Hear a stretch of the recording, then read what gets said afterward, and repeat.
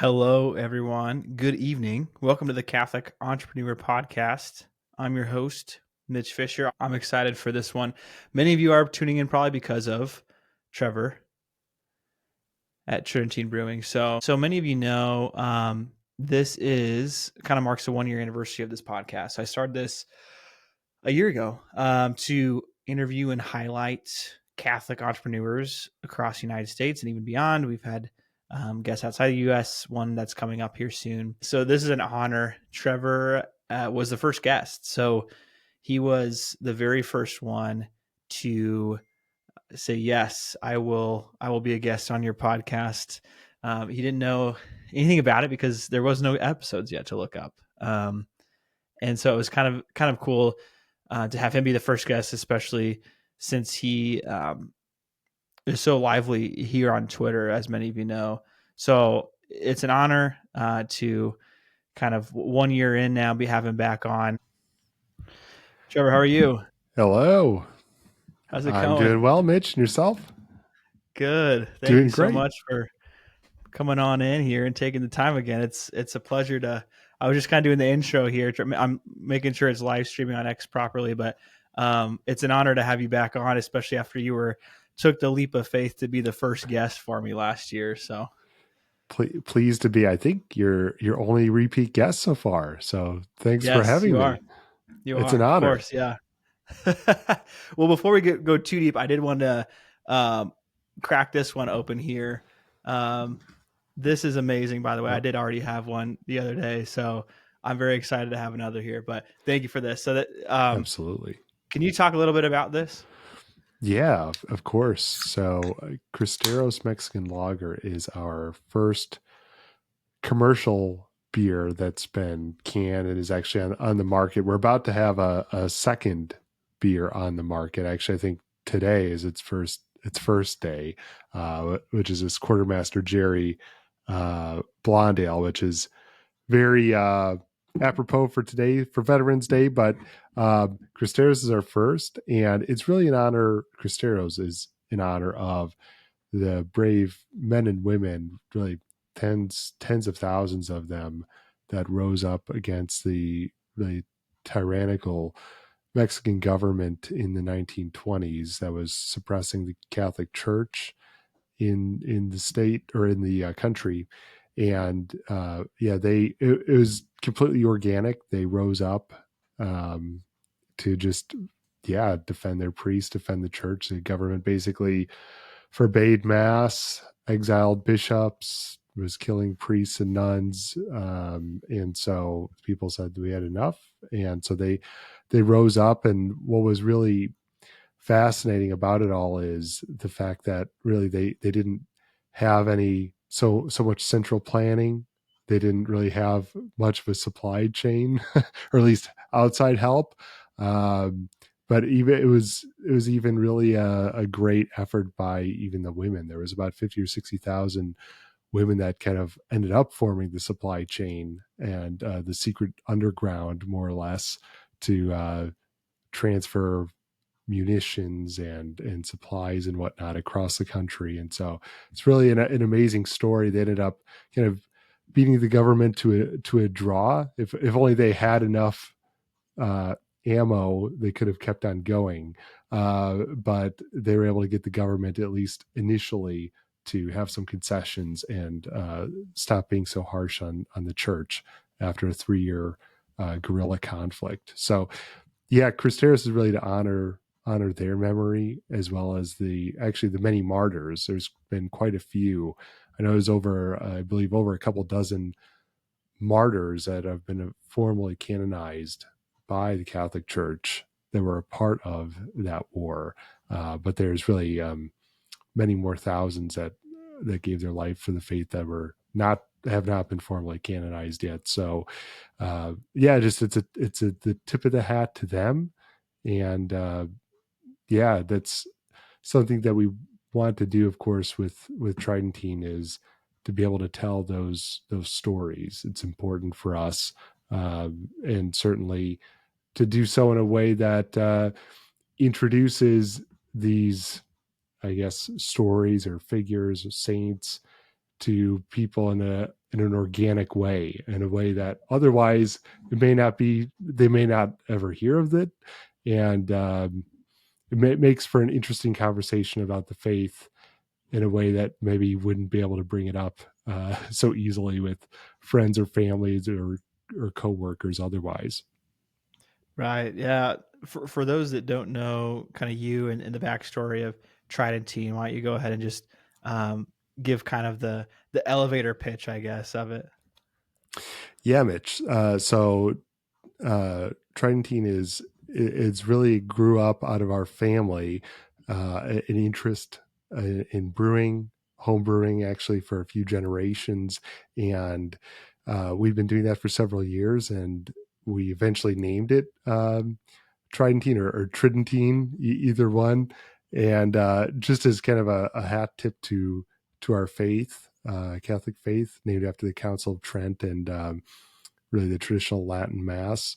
Uh, and so from there, we really started branding everything, putting names, and it kind of really grew to a point where it was almost out of control. It looked very commercial, even though it was home brewing. But eventually, we decided within the last year or so, let's try and take this commercial. So that's what we've done successfully now, and so it's finally happened. I know, Mitch, when we first talked, it wasn't a reality quite yet, but Yeah. now within the last month or so, we've been able to successfully get on the market and start selling a few of our brews. That's so exciting. I know that was one of the things we talked about last year was that was kind of the next step. So walk me through the challenges, the highs, the lows of the past year of getting that done. Yeah. So it sounds really straightforward at first when you first start talking about it, but or thinking about it. I think most people think, oh, it's not a big deal. You brew some beer, maybe you start a business and you just sell it. And unfortunately, with alcohol, it's not quite so straightforward. There's a reason why, and I've got really good friends that own Catholic coffee businesses, but there's a reason why there's quite a few more Catholic coffee businesses than breweries because of all the steps. And pretty soon, when you start getting into it, you realize, oh yeah, this is why there really is not a thing. So yeah, there's an inordinate amount of red tape around all the different licensing and what you need to do in order to even get to the market. And even when you're on the market, what you can and can't do in regards to selling. And that varies state by state. So each state has its own guidelines. Some states are way better than others, and how strict or lenient they are on who can sell what and what licenses you need to get and how much you need to pay them and how to file all the taxes. But beyond the red tape part, we had to find a brewery that would work with us to get the beer brewed commercially, because at least initially we didn't want to put forth the capital into building our own brewery without seeing, okay, is this actually going to be successful? So we were able to find a brewery. It's called Carbon 4 in Madison, Milwaukee, or sorry, Madison, Wisconsin, and they're a great family owned brewery, and they even have their own Catholic themed beers, some of their own, and so we were able to partner with them in order to brew or contract brew the beer with them and to work out with them on the recipe so that it mimics as best as possible on a larger scale our home recipes. And then, of course, we had to also get the artwork done for it. So we had worked a bit in the past with Chris Lewis of Beartooth Catholic, and Chris was gracious enough to be interested in designing our commercial labels, and he really does phenomenal artwork. And so we were pleased to have him do our first three, or commission him to create the artwork for our first three labels. And the other step to this all, Mitch, was the distribution, which uh, has been fun because we're doing things novel, or it's a novel concept that we have, not just even that the faith spin of things, but wanting to go from home brewery right to distribution, because most breweries have a step where they have their own brick and mortar, they have their own tap room, they sell, they have a sales record, but we have online enthusiasm. So when you go to a distributor and you say, well, there's all this enthusiasm for it, they're like, great, show me the sales numbers. They're like, well, I don't have any. And like, well, come back with sales numbers. And so finally, after talking with several distributors, we decided we're going to self-distribute. So that's what we're doing right now, is that we're self-distributing. We're going to the retailers, we're going to the restaurants, we're pitching the beer, we're getting into locations. And so that in and of itself has been a kind of a fascinating experience, most of the time going in cold. And actually it's been pretty well received. You'd think, oh, it probably isn't when you go in cold. I mean, the vast majority of places are actually interested in bringing it on whenever we go in. But it's kind of a process to build the relationship, cultivate it, have them get the samples, create accounts, bring them beer. So it takes a little bit of time, but that's really what we're doing right now, is that self distribution right now in Wisconsin, and then soon in Illinois within the next couple of months. Waiting because of red tape right now.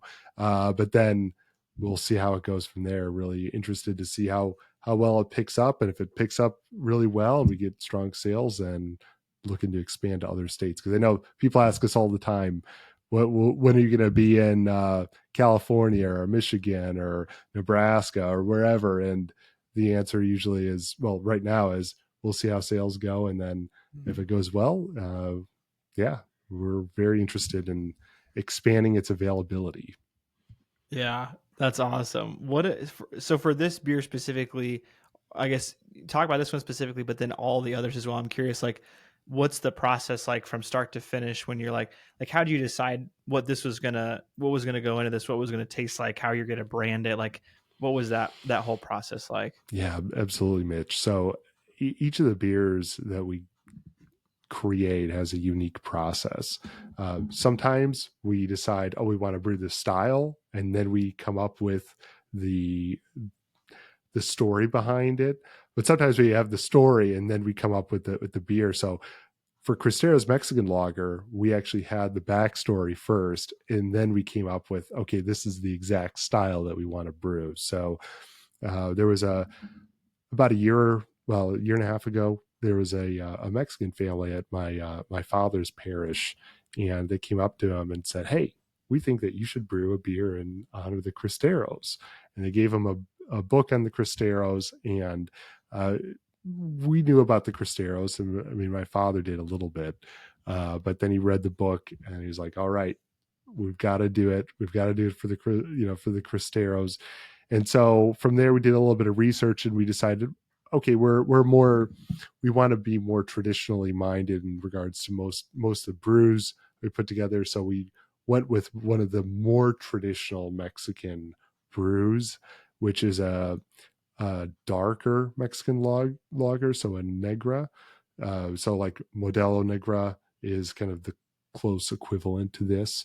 So essentially, it's a style that developed when Austrian brewers came over to Mexico in the middle of the 19th century, and they brought with them the Vienna lager style, and they adapted it in Mexico. Mexico has quite a bit of corn, and so they added in a lot more corn into what was a Vienna lager, and it became this the Mexican lager, the darker Mexican lager. It's not like a Corona. I mean, this is not a beer that you would throw a lime in or anything like that. It's got a lot more body to it. It's still very smooth, a lot more body, maltiness to it.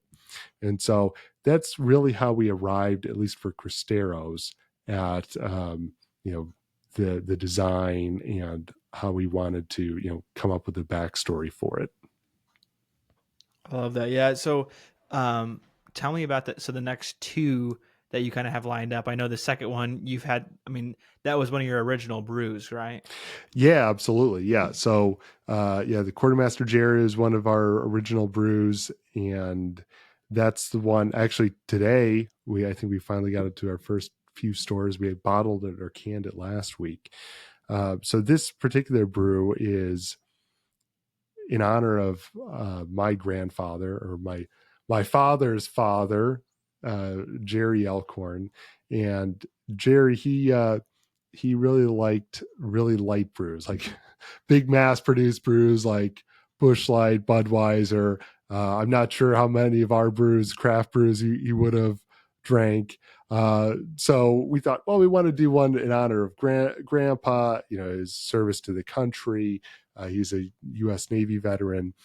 And so from there, we came up with the brew that we want, or the style we wanted to use for this particular brew, which is a blonde ale. And a blonde ale it's very similar to a golden ale in that it's about as light on the spectrum, the most approachable type of style that you can possibly get.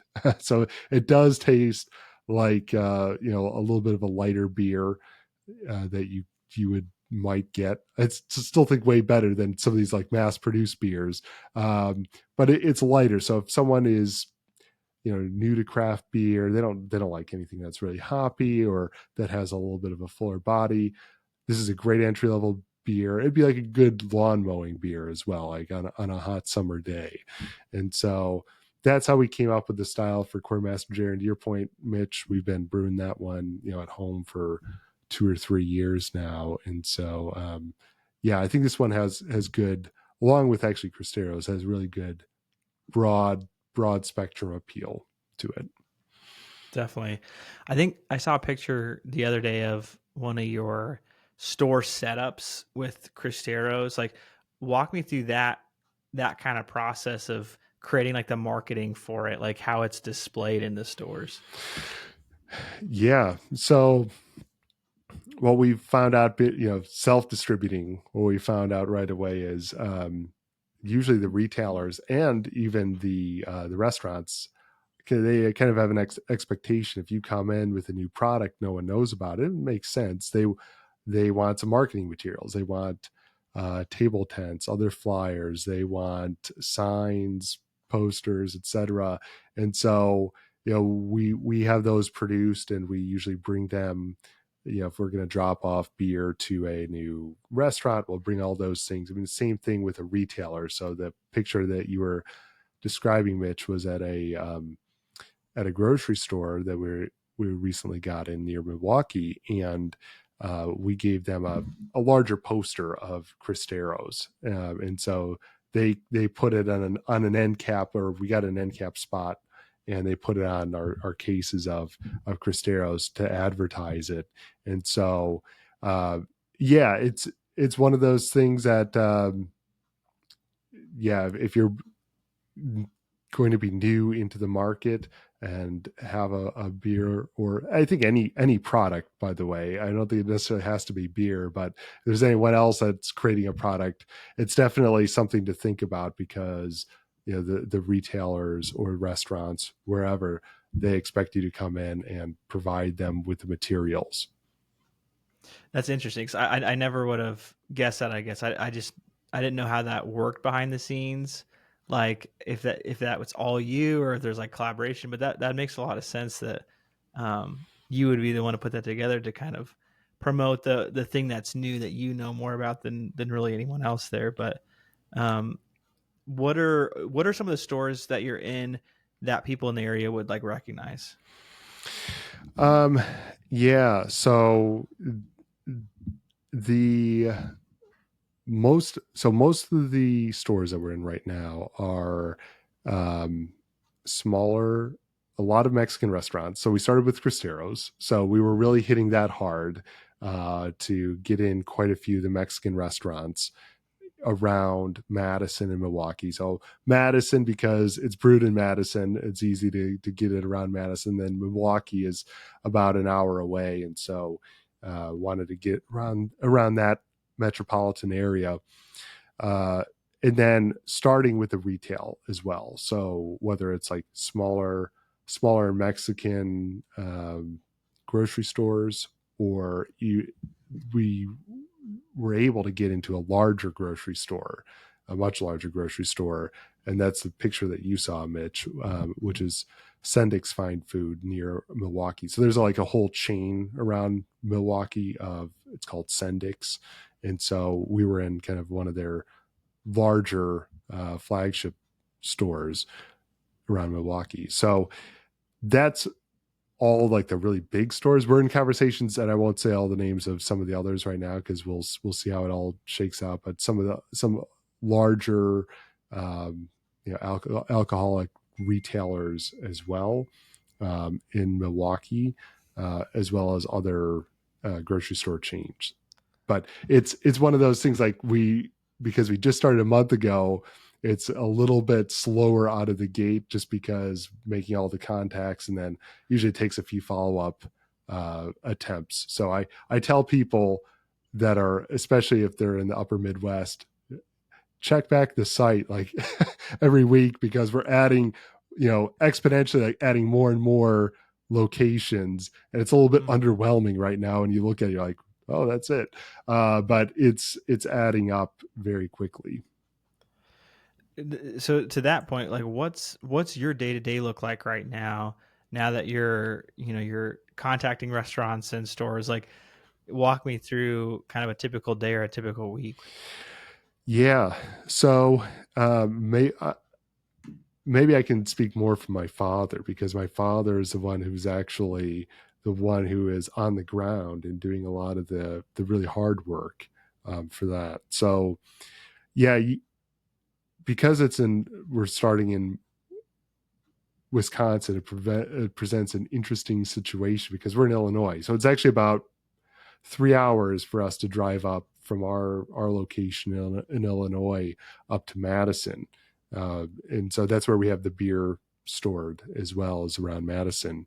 And so, usually it starts with, there's usually a whole trip planned out of, hey, we're going to go to Wisconsin for a few days, and we're going to have it pre-planned out. Here's all the restaurants we want to hit. Here's all the retailers that we want to hit. And so, we'll get the samples or what we need to have on hand to fulfill orders if we're going to be running out and placing the orders for the retailers and the restaurants. And so we might go up to Wisconsin, go to our storage location that we have, warehouse, get everything loaded up, and then usually hit all the the restaurants and stores that we need to, either to deliver or to make the new sales. And so yeah, that's typically been what we've been doing so far, and it's been like once or twice a week that we'll end up doing that since we launched in October. And so my father is primarily doing that. So he's been a very busy man the last several weeks in order to really establish a client base. I'm sure. I mean, yeah, because I feel like has it been weird transitioning from, being able to just think about, the fun of home brewing to now this like business side of it? Yeah, it's really been it has been fun, Mitch, and it's been kind of an interesting transition along the way. Yeah, I think especially again for my father, because for me, I run most of social media, and I'm pretty remote, if you will, and what I'm doing for the most part. But for him, yeah, it changed from a lot of home brewing in the basement to now he's out running and selling the beer and placing the orders and working with a contract manufacturer. So for him, yeah, it's definitely been a pretty significant change. And in fact, it's one of the reasons why initially when we came up with the idea of Tridentine, he had wanted nothing to do with a business because he actually retired early, in part to spend a lot more time. And he is spending a still significant amount of time with my younger adopted brothers, and involvement in their homeschool and sports. And so he's very involved in that. But he didn't really want to do any more work. He wanted the hobby part because that's the fun part. But when he saw what interest there was in this, he decided, okay, let's make a run for it. And I really do have to give him kudos as well, because he's doing this as it's like a passion project. I'll be honest. Obviously, we want to make some money in it. It has to support itself. It can't just exist and just be a money pit. But at the same time, it definitely is one of these things where, you know, he really takes great pride in kind of our mission statement, our motto, which is brewing beer for the greater glory of God. And really, he takes that to heart, you know, especially with our very Catholic beers and just wanting to get the message out there. So for him, it's very much driven by that, not so much hey, I want to make a you know, this big profit off of it, but hey, I want to get the message out there, and he just loves the concept behind it. That's definitely been apparent, like, but just from seeing, you on Twitter, because I think one of the things you've nailed better than I've ever seen, I feel like, is just like building community, building brand on social. You never ask anything of anyone. It's always felt the same. It's always felt just like you're involved in the community. You're starting conversations. You're being a part of conversations, and you're never selling anything. But then it's still like this brand. So I guess, how do you do that so well, and how do you do that so consistently when you've gone from like being just home brewing to now you are selling, but from the outside perspective, it just feels like it's always been this very consistent, like, community and very consistent brand, I guess. Yeah, Mitch, it's you know, for me, it's kind of an interesting position because whether I like to or not, my father tells me, he says, Trevor, you're the face of the brand. Like, I don't want to do the social media stuff. I don't want to do, you know, most appearances. You could be the face of the brand, which I don't know if that's a good thing or how I feel about that exactly. But, you know, from the very beginning, I definitely didn't want to, you know, there's an aspect of course, I'm also in a certain respect on the outside, kind of like the chief salesman to the world, but I don't really want to be that guy that's like, you know, pushing because, you know, you see a lot of, yeah, I mean, I'll come across it at times where people are just like pushing their brand and trying to sell all the time, and it just turns people off. Like, they're just like, hey, listen, I came to social media, I just want to kind of get away from, you know, my day-to-day or other things. I want to read something interesting, be a part of a conversation, and not just like get hit over the head with an ad. Like, I'm just not going to follow you if that's the case. And so that's just something I've thought of since the very beginning. Like, what would I want to follow if it was me? And so I kind of let that guide me, and that I want to just build friendships with people and relationships, and the rest is going to follow, rather than just try to just have a sales pitch and, you know, some, you know, detailed plan about, you know, every fifth post is going to be a, you know, a sales related, or, you know, so it's not so methodical in that way. Obviously I'll still put posts out about, you know, things that we're selling, or interesting happenings, you know, or events, or whatever the case is, or we're in a new store. So I'll still do things like that. But really for me, it is about building the relationships, and the rest will follow. And so that's kind of been my guiding star, is just what would I actually appreciate if I was the consumer, versus me just trying to put something out there to sell a product. Right. Yeah, totally. What would be your uh, piece of advice to like family entrepreneurs? So, like a father and a son, or just two family members working on a business together. What have you experienced these past few years that you'd offer as advice to someone in a similar situation? Ooh, yeah. So yeah, I think that, you know, for a family, and again, it's been unique for us because it started out as a hobby and there wasn't any pressure, and it kind of morphed over time. So it's going to be different for people who have to put food on the table, and they're using this as their primary source of income, and so there's going to be a lot more pressure. Uh, so yeah, it's been interesting because, you know, when you work with family, you experience a whole different dynamic than, you know, usually dealing with them. And so for us, it's been good because we developed almost like our roles or our areas. Like I'm kind of over just the social media, and there's a lot of collaboration between us, and so there's a lot of contact around what's going on. I'm constantly in contact with my father about what he's doing, the status of things, kind of the status of sales, the business. He's sharing things with me. I'm kind of doing the same around what's going on the social media side. So really just that constant collaboration and contact, but also I feel it's also helpful if there's some type of, even if it's very loosely defined, like who's doing what with the roles is pretty helpful. So that's been that's what I would say, at least from the family side of things. But you know, from the from like a small Catholic business side of things, I found, at least for us, it's been helpful to really not be afraid to lean lean into a message. So again, it's going to depend if, and I think I heard this on one of your recent guests. It might have been like Tommy from Ambrosian Candles, about whether it's Catholic owned or it's like a Catholic business.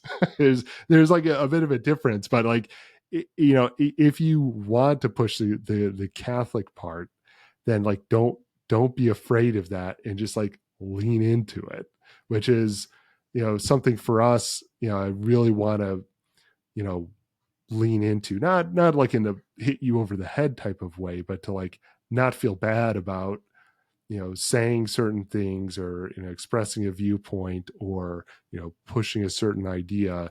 And so that would be my other, I guess, suggestion, is for those that are going with the more Catholic identity aspect versus just a Catholic owned perspective, is to not be afraid to really lean into the faith aspect of it.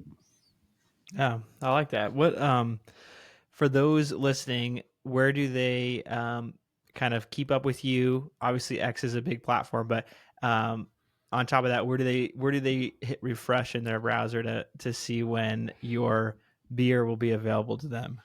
Yeah. So I would say for the beer part, TridentineBrewing.com is where we've got our beer finder. So we recently did a complete overhaul of the website, and so it's fully commercialized, and we've got a beer finder on the site. So that's where we're constantly updating.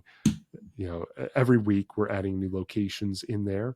So for, again, anyone that's in upper Midwest, Wisconsin specifically now, and then Illinois here in the next couple of months, that's where we're adding all the locations. So feel free to go there. And as Mitch was saying, refresh the browser, because we will be adding more locations quite often. Yeah, the other spots that we're at are primarily X and, of course, Instagram. So that's the two platforms primarily that I'm updating. Definitely. Trevor, thank you so much for taking the time to be on again. Thank you for being my first guest. Thank you for being a guest today after a year in, and just always supporting me too. I know you've always been very supportive of this show, and just giving me feedback, and being a listener. So I really appreciate you, and just wish you the best of luck in this new stage of the business. Thank you so much, Mitch. I appreciate your support along the way. You've been a great supporter of the brewery. And yeah, I love the Catholic Entrepreneur. I love the fact that you're going strong. It's like a routine thing. I really enjoy listening to the episodes. And so I'd encourage others to keep up with you as well, because there really is a lot to learn, and you're doing something that's unique that I haven't really heard from like a Catholic podcast before. And I love the business angle, especially that you're really getting these kind of these riches from people about their insights. And so I found it fascinating. I've learned some things as well along the way. So it's a great source of knowledge for me. Thank you so much, Trevor. I appreciate it. For all those listening on X, thank you for tuning in live. I'm excited to get this episode out. Thanks again, Trevor. God bless. We'll see you. Thank you, Mitch.